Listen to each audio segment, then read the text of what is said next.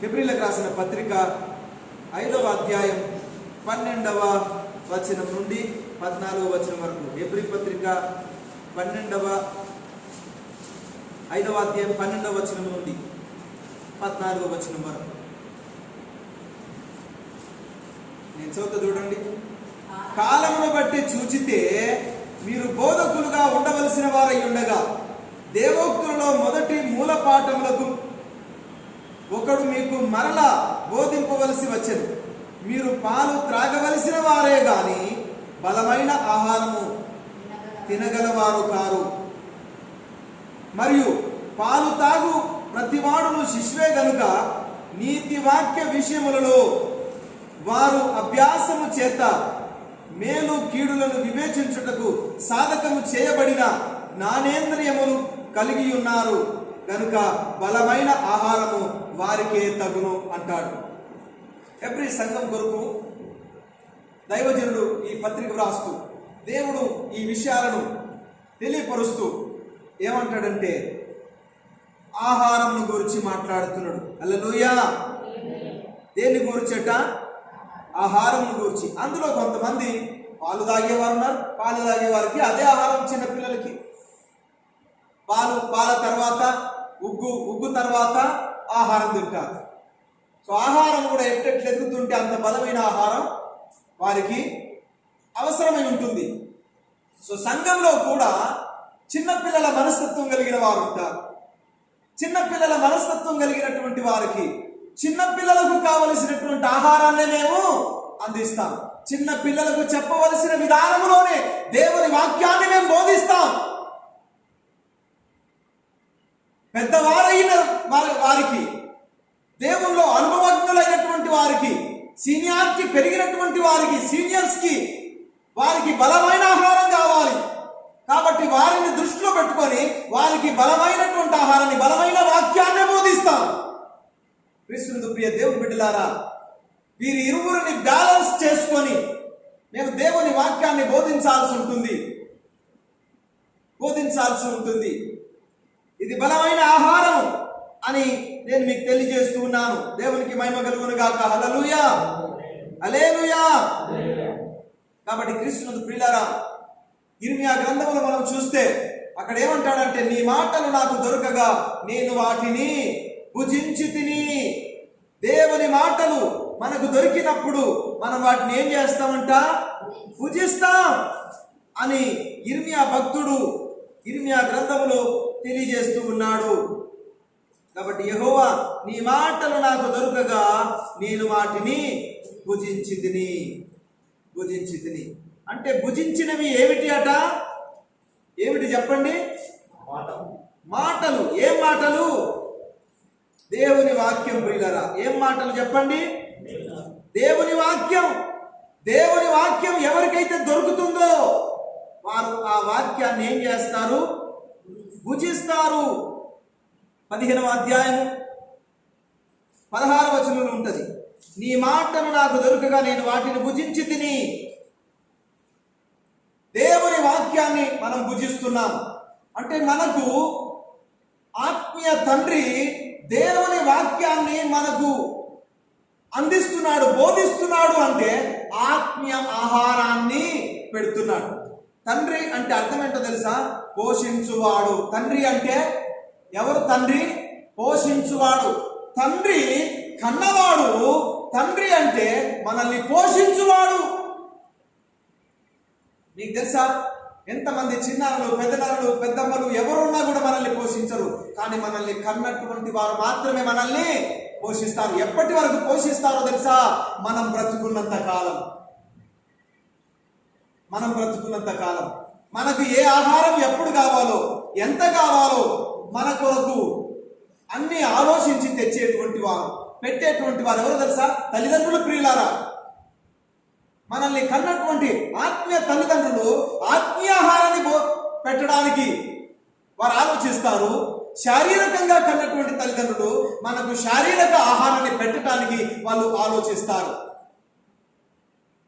అంతే కదా? అంతే. సో మరి అలాంటి తల్లిదండ్రులను, అలాంటి తండ్రిని నిర్లక్ష్యం చేయటం అనేది ఎంతవరకు కరెక్టు? ఎంతవరకు కరెక్టు అని మనం ఆలోచించాలి. శరీర ఆహారం ఇవ్వడానికి పరలోకమందున్న తండ్రి మూల కారణం. మరలా ఆత్మీయ ఆహారం, ఆత్మీయ తల్లిదండ్రులు పెట్టడానికి కూడా మూల కారకులు ఎవరు చెప్పండి? పరలోకపు తండ్రే. హల్లెలూయా.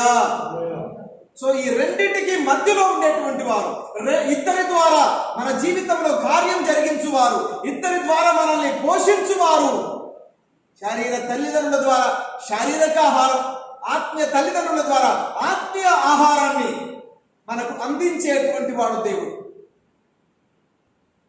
కాబట్టి మనం ఈ విషయాలు మర్చిపోతని దేవుడు కోరుతున్నాడు. దేవుని మాటలు మనం భుజిస్తూ ఉంటాం. దేవుని మాటలు మనం ఏం చేయాలంట? భుజించాలి. ఈ మాటలు భుజించినప్పుడు మనకేం దొరుకుద్ది? నీ మాటలు నాకు దొరకగా 17వ వచనం అక్కడే, నీ మాటలు నాకు సంతోషమును నా హృదయమునకు ఆనందమును కలుగజేయుచున్నవి.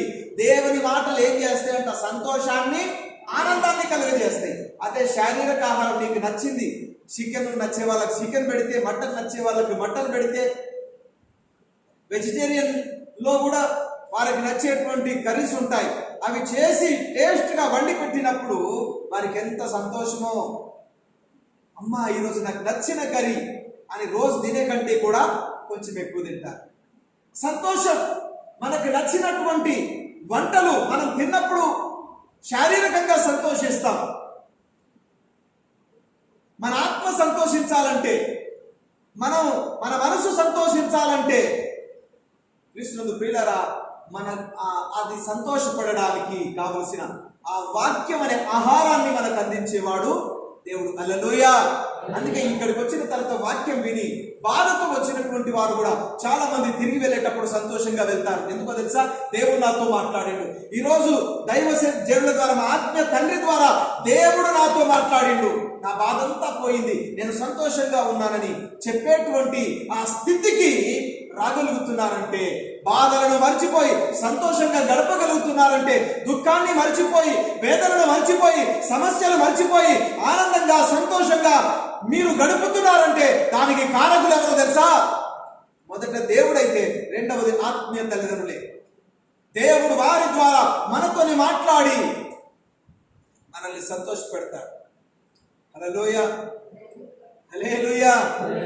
క్రీస్తునందు ప్రియులారా, దీన్ని ఇంకొక మాటలో మనం చూస్తే, శరీర తల్లిదండ్రులు కొన్నిసార్లు వాళ్ళకి నచ్చని కూరలు వండారనుకోండి, వాళ్ళకు బాధ అది తినాలంటే. ఏమవుతుంది చెప్పండి? బాధ. కానీ తింటే ఏమైందో తెలుసా మీకు? కొంతమందికి కాకరకాయ తినాలంటే దుఃఖం, చేదుంది అంటారు, కానీ తింటే ఆరోగ్యానికి మంచిది. కొంతమంది ఆకుకూరలు అంటే చీ అంటారు, గడ్డి అంటారు కొంతమంది, కానీ అది తింటే ఆరోగ్యానికి మంచిది. ఇట్లా కొన్ని కర్రీస్ ఉంటాయి వెజిటేరియన్లో కూడా, మనకి నచ్చవు, మనకి చీ అనిపిస్తుంది, మనకు బాధ అనిపిస్తుంది, కానీ అవి తింటే మనకు ఆరోగ్యాన్ని ఇస్తాయి. అలాగే కొన్ని విషయాలు దేవుడు మనతో మాట్లాడినప్పుడు, దేవుని వాక్యంలో నుండి కొన్ని విషయాలను బోధించేటప్పుడు మనకు బాధ అనిపిస్తుంది, ఎందుకంటే హృదయాన్ని పుచ్చుకుంటుంది. అపోస్తలుల కార్యం 2వ అధ్యాయంలో పరిశుద్ధాత్మ చేత నింపబడిన తర్వాత, అభిషేకం చేత నింపబడిన తర్వాత పేతురు ప్రసంగిస్తున్నప్పుడు, అపోస్తలుల కార్యం 2వ అధ్యాయం 38వ వచనంలో, దాని పైనుండి మనం చూస్తే 37 నుంచి ఏమంటాడో తెలుసా? పేతురు ప్రసంగం చేసినప్పుడు విన్నటువంటి వారిలో కొందరు హృదయంలో నొచ్చుకున్నారు. ఏమైంది చెప్పండి? హృదయంలో నొచ్చుకున్నారు. అంటే అది బాధ కలిగించింది కానీ అది వారికి రక్షణనిచ్చింది. హల్లెలూయా.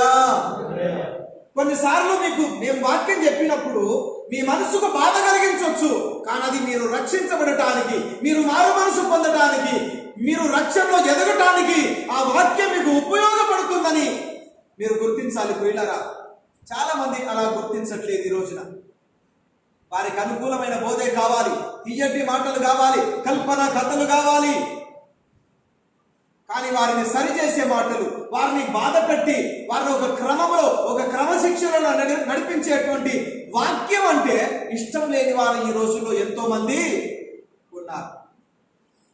కాబట్టి క్రీస్తునందు ప్రియులారా, దేవుడు మనల్ని సరిచేయడానికి, అంటే ఆత్మీయంగా మనకు అన్ని అవసరం, ఒక మనిషి ఆరోగ్యంగా ఉండటానికి అన్ని రకాల కర్రీస్ అవసరం. అన్ని రకాల విటమిన్ మన బాడీకి వచ్చినప్పుడే మనం ఆరోగ్యంగా ఉంటాం, సంతోషంగా ఉంటాం.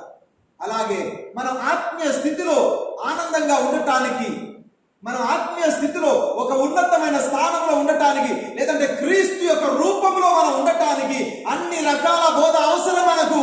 అన్ని రకాల బోధ అంటే తీయగా మనల్ని సంతోషపెట్టే మాటలే కాదు, మనల్ని బాధ పెట్టి మన హృదయాన్ని నొప్పించి మనల్ని సరిచేసే మాటలు కూడా మనకు తప్పకుండా అవసరం. కాబట్టి క్రీస్తునందు ప్రియులారా, ఈ విషయాన్ని మనం మర్చిపోద్దని దేవుడు కోరుతున్నాడు. దేవుని నామానికి మహిమ కలుగును గాక. హల్లెలూయా. కొంచెం గట్టిగా హల్లెలూయా. సో 2 రకాల ఆహారం అంటే చిన్నపిల్లలకి ఆహారం, పెద్దవాళ్ళకి కూడా ఆహారం. ఎవరికి ఎలాంటి ఆహారం అనేది బలహీనులు ఉంటారు సంఘంలో.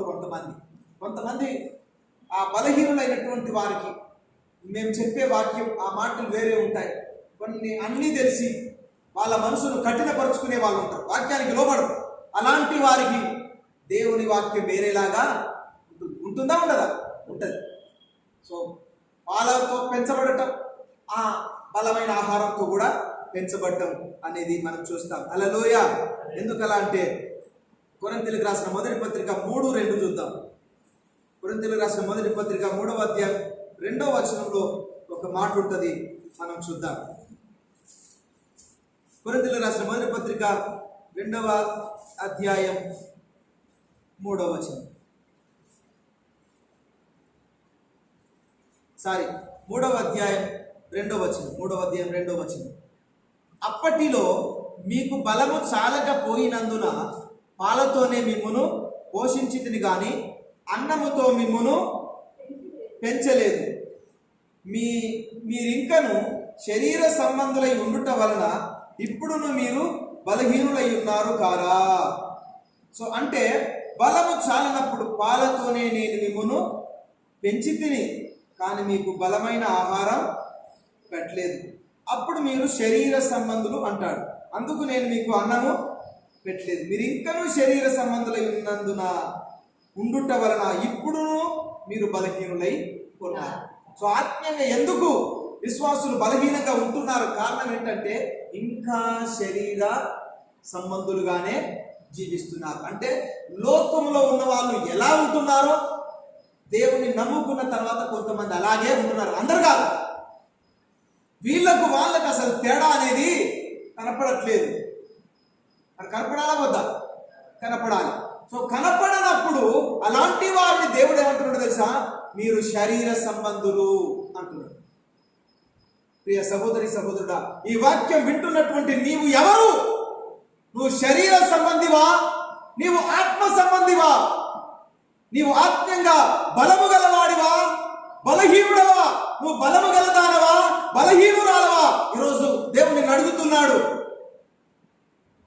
నీ జవాబు ఏంటి? నువ్వు ఏం జవాబు ఇవ్వగలవు? అవును, నేను బలహీనుడనే, బలహీనురాలని అంటావా? లేదు, నేను బలవంతుడను, బలవంతురాలను అని చెప్పగలిగే ధైర్యం నీకుందా? దేవుడు అడుగుతున్నాడు కృష్ణుడు. ప్రియులారా, కాబట్టి ఈ విషయాన్ని మీరు మర్చిపోవద్దని ప్రభు పేరట నేను మిమ్మల్ని కోరుతూ ఉన్నాను. బలము చాలనప్పుడు పాలతోనే పెంచవలసి ఉంటుంది. ఎందుకు అంటే వారు శరీర సంబంధులు, ఇంకా శరీర విషయముల మీదనే మనసు పెడుతున్నారు, ఇంకా శరీర సంబంధంగానే ఆలోచిస్తున్నారు. అందరి ఆలోచించినట్టే మనం ఆలోచిస్తున్నాం.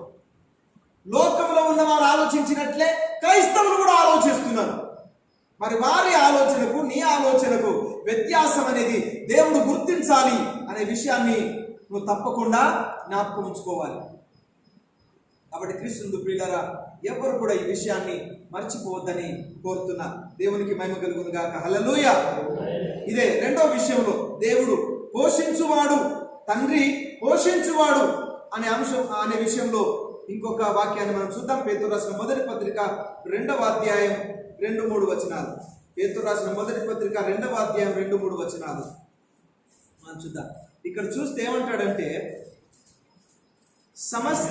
సమస్తమైన కపటమును, వేషధారణలను, అసూయను, సమస్త దూషణ మాటలను మాని ఏం చేయాలంట? సమస్తమైన కపటం మానేయాలి, వేషధారణను మానేయాలి, ఇతరులపై ఉన్న అసూయను మానేయాలి, సమస్త దూషణ మాటలను మానేయాలి. అది ఇంట్లోళ్ళు కానీ బయట వాళ్ళను కానీ, నువ్వు ఎవరిని తిట్టినా పర్లేదు, ఇవన్నీ మానేయాలి. మానేసి అట్లా ఏం చేయాలి? క్రొత్తగా జన్మించిన శిశువులను పోలిన వారి నిర్మలమైన వాక్యమును పాల వలన రక్షణ విషయంలో ఎదుగు నిమిత్తము ఆ పాలను ఆపేక్షించుడి. దేవునికి స్తోత్రం, హల్లెలూయా. ఆపేక్షించాలి. ఏం ఆపేక్షించాలి అంటే ఆహారాన్ని, ఆ పాలను. పాలంటే మనం రోజు ఇంట్లో తాగే పాలు కాదు, వాక్యం అనే పాలు, వాక్యం అనే ఆహారం. అంటే కొత్తగా జన్మించిన వారైతే, ఇంకా బలహీనులుగా ఉంటే, అలాంటి వారికి ఈ పాల కొరకైన ఆసక్తి అవసరం బలం పొందుకోవడానికి. ఒకవేళ నువ్వు బలం పొందుకుంటే ఇంకా బలమైన ఆహారం నీకు అవసరం. సో దీని కొరకు, ఆ బలమైన ఆహారం కొరకు, వాక్యం కొరకు ఇంకా నీవు ఆసక్తి కలిగి ఉండాలి, ఆపేక్ష కలిగి ఉండాలి. ఏం ఆపేక్ష? ఈ రోజున తినటానికి ఉన్న ఆపేక్ష, త్రాగటానికి ఉన్నటువంటి ఆపేక్ష, నిద్ర కొరకున్న ఆపేక్ష, డబ్బు కొరకున్న ఆపేక్ష, బంగారం కొరకున్న ఆపేక్ష, బట్టల కొరకున్నటువంటి ఆపేక్ష, వీటన్నిటి మీద ఇంకేవేవో మీకేది ఇష్టమో, దేన్ని ఆపేక్షిస్తున్నారో వాటి మీద ఉన్నటువంటి ఆపేక్ష దేవుని వాక్యం కొరకు, దేవుని వాక్యం ఎడల మీకు ఆపేక్ష ఉందా? దేవుడు అడుగుతున్నాడు. ఎంతమందికి ఉంది ఈ ఆపేక్ష? ఇలాంటి అపేక్ష కలిగి ఉండాలి. ఎందుకు అంటే రక్షణలో ఎదుగు నిమిత్తం. ఒక మనిషి రక్షణలో ఎదగటానికి దేవుని వాక్యమనే ఆహారం కొరకు, పాల కొరకు ఆపేక్ష కలిగి జీవించాలి. ప్రియులారా, ఇవాళ సండే ఇంటికి పోతేనే చికెన్తోనో మటన్తోనో తినాలనే ఆపేక్ష. తెచ్చుకున్న వారైతే వండుకొని వచ్చుంటారు, వండుకున్న వారికి పోతేనే తినాలనే అపేక్ష.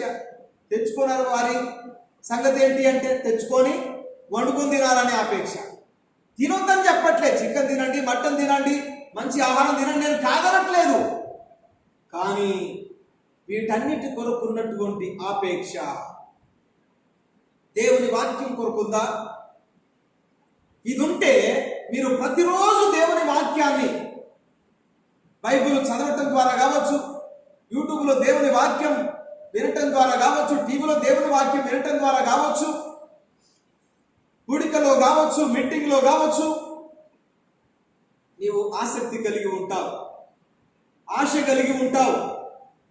ఈ బలమైన ఆహారం కొరకు ఆసక్తి కలిగి మనం ఉండాలని దేవుడు కోరుతున్నాడు. దేవుడికి స్తోత్రం కలుగును గాక, హల్లెలూయా. మొదటిది మనం చూస్తే తండ్రి అంటే కన్నవాడు, రెండవది తండ్రి పోషించువాడు, మూడవది విషయం మనం ధ్యానించేద్దాం. మూడవ విషయం చూద్దాం.